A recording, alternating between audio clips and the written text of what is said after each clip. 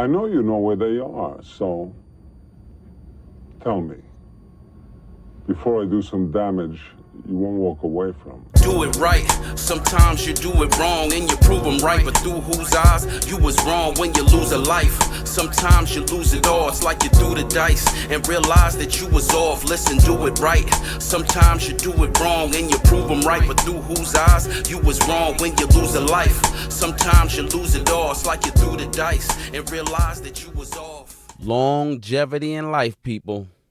That's the goal state of course. You are now tuned in to the Evolved Energy Podcast.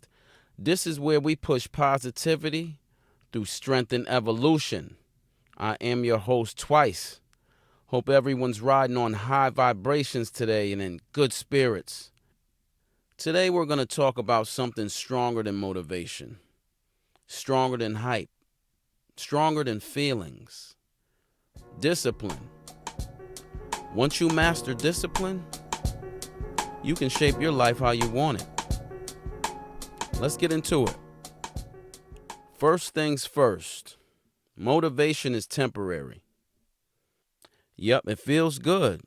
It's emotional, exciting. It makes you want to start, but it's unreliable. And the numbers prove it. You know how everyone has a New Year's resolution? You know only 8% of people actually achieve their New Year's resolutions. So the other 92%, yeah, they start with that motivation, that energy, but then they quit. And that's not a motivation problem, though. We get it confused. That's a discipline problem. See, motivation is meant to get the thought, get the start of this, get the thought going. Light the fire. Let's light the fire. But to keep that fire going, you need a strong sense of discipline. Discipline is probably one of the most important attributes in the world because without it, you're all over the place. But with it, you can just aim at things. You can shoot for goals. You can conquer things because you're disciplined. And no matter what's going on around you, that core trait of discipline is going to keep you from veering off your path. You're going to stay on the right path if your discipline is high. So when motivation fades, discipline takes over. Or it doesn't. That's why we have to train ourselves to be disciplined human beings. After 40, we can't move off emotions. We have to move off decisions. I've been disciplined probably in certain areas since I was a young kid, and it carried up all the way until I was an adult. Always been a morning person, always woke up early. That's some sort of discipline embedded in me because in order to get things done, to get a jump on things, you got to get up early.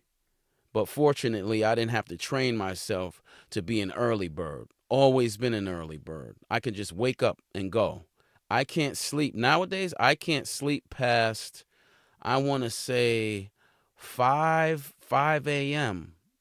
Yep, about 5 a.m. I can't sleep past 5 a.m. without waking up a little bit. And I usually start my day between, 5 o'clock and 5:30. Regardless, if I have something to do or I don't have something to do. I'm in the gym 6 times a week anyway, so I'm up no matter what. So discipline to me, love it, didn't have to train it. It's in most of a couple of my family members, specifically my uncles. They're full of discipline, and I'm so happy that I got that trait from them. And the reason that discipline is so key when we're older, over 40, because discipline builds the body. You want strength over 40? Here's the reality. Science shows that adults lose about 3 to 8% of muscle mass per decade. after age 30. So after age 30, it's inevitable that you're going to lose 3 to 8% of your muscle mass. That's biology. That's science. And if you're not lifting, if you're not training, and you're not challenging your body, you're declining. And those are facts. And it's not because you're old. It's because you're undisciplined. And muscles built through resistance. So is character. You got to build your character up. You don't reverse aging by wishing. You reverse decline by training. That's it. There's no way around it. If you do not train, if you do not focus on exercising and putting your body through something each and every week, each and every other day, you're going to decline. And walking an hour a day, that's not enough. There's this misconception that walking can can sustain your bones, your muscles, and everything for later on in life. Walking, it's keeping you going. Like, you're walking every day, but you're still going to decline because you're not putting any strength, no stress on your muscles. You're not strength training. You have to do that to be strong. It makes sense. So to avoid being 80 and walking hunched over with a cane, barely being able to get up the steps, let's focus on this discipline, ladies and gentlemen. And it's not only for the body. Discipline sharpens the mind. See, most people aren't weak physically. They're inconsistent mentally. They start, they stop, they restart, they fall off. But here's something most people don't realize. I used to think it took about 3 months to form a habit, but it's really 66 days. So about 2 months and a week. If you can't maintain for 2 months and a week, focusing on your discipline, damn, what does that say about you and your drive and your commitment? At some point, we got to stand for something. We got to focus in on something and shoot for the moon if we want to change. It just doesn't come to us. We can't, like I said earlier, we can't wish and hope and pray and voila, we're disciplined, we're motivated, we're in shape. We're just, our lives are equal. We're level now, how we are. It's balanced now because we prayed about it the night before. We're going to wake up balanced. Impossible. We have to put the work in. If we don't, be prepared for that fall off, because one day you're going to wake up and you're barely going to be able to move. Your joints are going to be so stiff. Most people over 50 can't touch their toes now, which is insane to me. See, when you develop discipline, it removes negotiation. You don't debate the gym. You don't debate your meals. You don't debate your goals. It's already decided. And once quitting's no longer an option, guess what? Your brain stops suggesting it. Now discipline's part of your character, and you are now on autopilot, and it feels awesome. Now that we highlighted how important discipline is, let's talk about the enemy of discipline, which is comfort. Let's talk about why comfort is the enemy.